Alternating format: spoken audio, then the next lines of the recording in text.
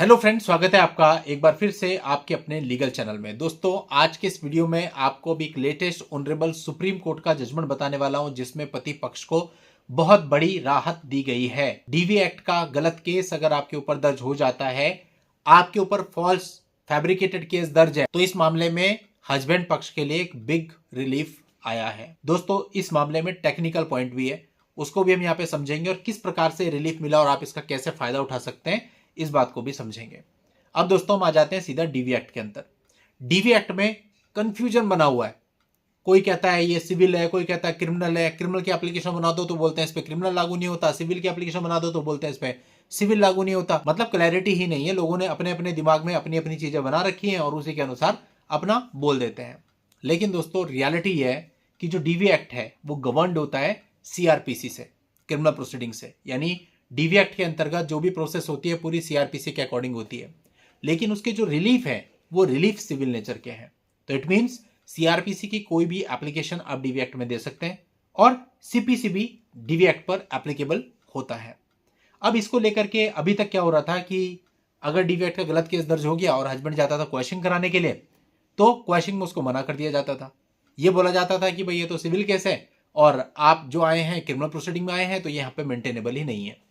तो इस पर ऑनरेबल सुप्रीम कोर्ट ने अभी हाल ही में 2025 में ही एक बहुत क्लियर जजमेंट दिया था, जिसमें ऑनरेबल सुप्रीम कोर्ट ने क्लियर कर दिया कि भाई जो डीवी एक्ट है, अगर कोई इसकी क्वेश्चन कराने जाता है 482 सीआरपीसी में या 528 बीएनएसएस जो नया नाम है, तो वहां पर वो पिटिशन उसकी मेंटेनेबल होगी, क्योंकि जो डीवी एक्ट है वो सीआरपीसी के अकॉर्डिंग गवर्नड होता है। तो सीआरपीसी के प्रोसेस में आप उसको क्वेश्चन कराने जा सकते हैं। अब दोस्तों, यहां पर क्या मामला था कि पत्नी ने बहुत सारे नाम डाल करके डीवी एक्ट का मामला दर्ज करा दिया।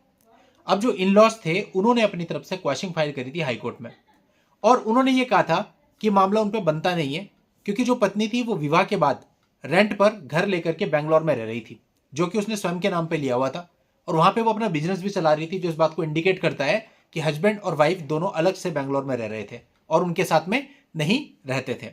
तो इसलिए वो इस पिटीशन को लेकर के आई हैं। अब दोस्तों, जब उनकी तरफ से ये क्वेश्चन पिटीशन फाइल हुई, तो इसमें जो पत्नी के एडवोकेट साहब थे उनकी तरफ से कुछ आर्ग्यूमेंट आए, जो मैं आपके सामने रख रहा हूं। उनका ये कहना था कि जो डीवी एक्ट है उसकी जो प्रोसीडिंग्स है आर सिविल इन नेचर, वो सिविल प्रकृति की हैं, और वो क्रिमिनल कैरेक्टर केवल तभी धारण करती हैं जब डीवी एक्ट के अंतर्गत कोई ऑर्डर पास हो जाए और उस ऑर्डर का वायलेशन हो। लेकिन चूंकि अभी ये जो डीवी एक्ट का मामला है, इस मामले के अंतर्गत कोई ऑर्डर पास ही नहीं हुआ है, तो ये एप्लीकेशन जो इनकी है ये प्रीमैच्योर है और मेंटेनेबल नहीं है और इसको डिसमिस किया जाना चाहिए। अब दोस्तों, जो इनलॉज थे उनके जो वकील साहब थे उन्होंने आर्ग्यू किया कि जो डीवी एक्ट है ये गवर्नड होता है सीआरपीसी के द्वारा।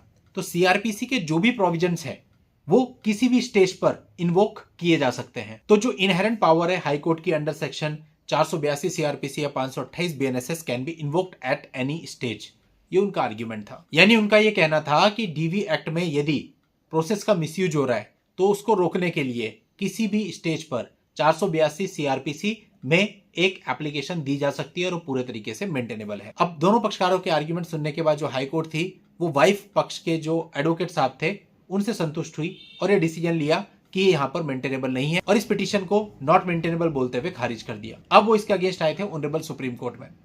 ऑनरेबल सुप्रीम कोर्ट ने जब पूरा मामला देखा तो वो इस पूरे मामले से असहमत था। सुप्रीम कोर्ट ने स्वयं के द्वारा पारित निर्णय, जो कि 2025 में पास किया गया था, सौरभ कुमार त्रिपाठी वर्सेस विधि रावल, जिसमें कहा गया था कि जो डीवी एक्ट के मामले हैं उनको हाईकोर्ट एंटरटेन करेगा और वो क्वेश्चन में लाए जा सकते हैं, का हवाला लिया। और साथ ही ये बोला कि हाईकोर्ट ने जैसे नॉट मेंटेनेबल कह दिया है, लीगली सस्टेन नहीं करता है। हाईकोर्ट के ऑर्डर को सेटिसाइड कर दिया और दोबारा से फ्रेश कंसिडर करने के लिए मामले को वापस हाईकोर्ट के पास भेज दिया। तो यानी अब एक बात तो क्लियर हो जाती है कि डीवी एक्ट के अंतर्गत अगर आपका यह प्रश्न आता है कि क्या मैं क्वेश्चन में जाऊं तो मेरी क्वेश्चन पिटीशन चलेगी या नहीं चलेगी, तो अभी 100% श्योर है, क्योंकि सौरभ कुमार त्रिपाठी वर्सेस विधि रावल 2025 का जजमेंट भी है और उसी जजमेंट के आधार पर फिर दोबारा यह जजमेंट आया, जिसमें सुप्रीम कोर्ट ने कहा कि भैया आप ऐसे नहीं कह सकते कि नॉट मेंटेनेबल, मेंटेनेबल तो है, बाकी अब आप उसको मेरिट पे देखो कि क्वेश्चन करनी है या नहीं करनी है, बट मेंटेनेबल तो होगी। तो अगर आप ये सोचते हो कि आप डीवी एक्ट में क्वेश्चन में जाओ तो जा सकते हो एट एनी स्टेज, और उसके लिए आपको किसी ऑर्डर की वेट करने की भी जरूरत नहीं है। डीवी एक्ट के अंतर्गत कोई ऑर्डर पास हुआ है या नहीं हुआ है उससे कोई फर्क नहीं पड़ता।